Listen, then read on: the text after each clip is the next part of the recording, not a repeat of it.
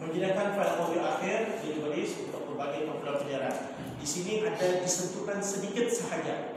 Ini orang asasnya cara penyuntingan, apa penyuntingan yang mesti pakai untuk mencunting video kita.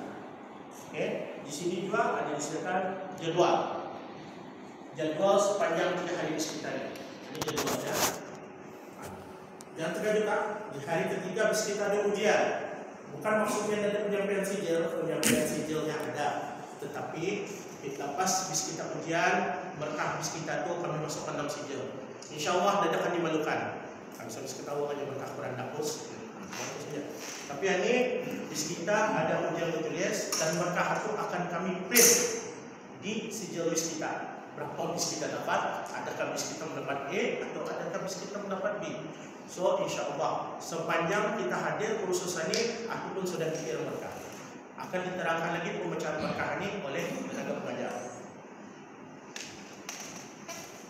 Oke, masukkan itu saja.